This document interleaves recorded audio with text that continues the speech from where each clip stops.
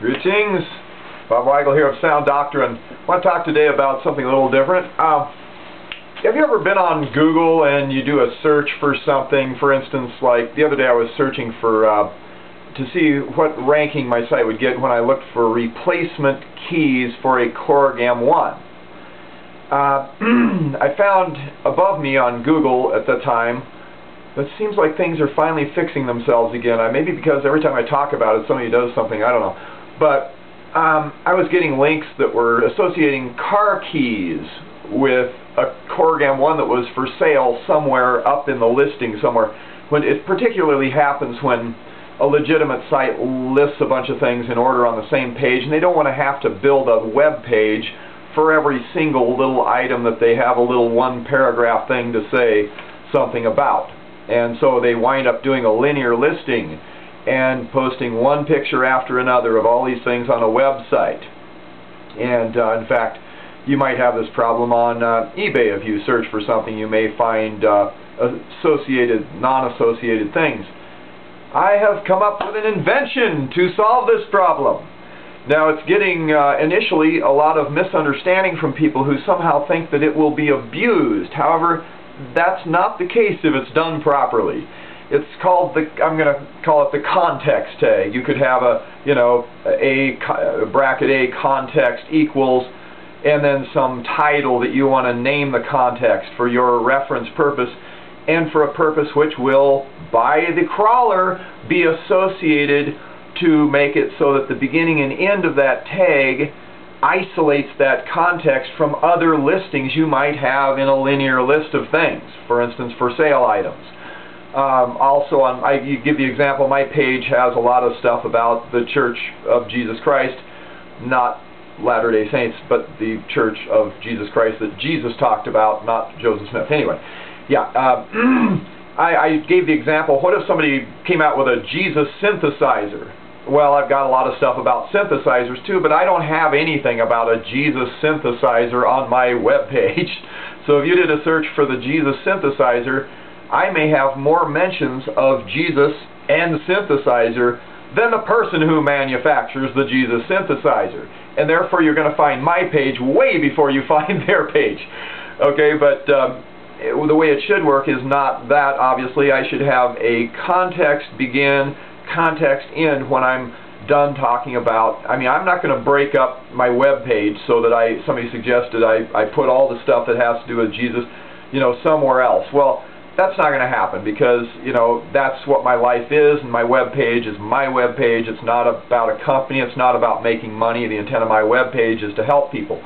And so anyway, if we put, I would be willing, though, to put break tags in there so that people are not deceived when they do a Google search, that they do not wind up looking for the Jesus synthesizer and find my page.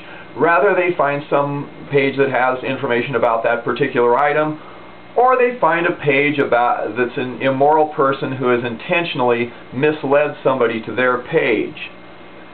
Now, that is currently already happening, and it's not going to happen anymore if we introduce a context tag. In fact, what's going to happen is the people that have those kind of pages aren't going to even use the context tag that we're suggesting here, because all it would do is isolate parts of their page from the other parts of their page, and they don't want that.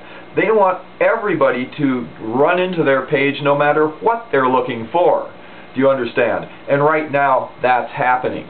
It's happening as much as it can happen, pretty much. But now, along the way, if you just started out and the crawler simply recognized the tag, then that would be great. It would reduce hits, erroneous hits for honest people who use the tag properly. At least we've done something positive. And there is no abuse possible until you start using some kind of kudos or attributing some kind of, positive ranking for using the tag properly. Now, at that point, there would be seed for corruption, and people could, use the tag on their page and then have redundant context in every section, and you could actually build an intelligent crawler that would sense whether somebody was doing that or not, and if there were too many correlations between sections, baby, you drop their rankings to nothing. In fact, you don't even recognize their page, is the way I would do it. I'm all about just, punishing people that are trying to maliciously draw people and waste their time. And I hope that's the way Google and Yahoo and all the other search engines are. I don't know them personally, but I hope they're trying to eliminate people entirely who are trying to do that, because they don't deserve a ranking. They're trying to maliciously deceive people, so probably they aren't selling a real product, probably they don't have a real service. They're trying to draw in people who aren't even looking for their service, and that's a sign of a deceiver who's simply trying to take advantage of people. So I would hope that those people are doing that.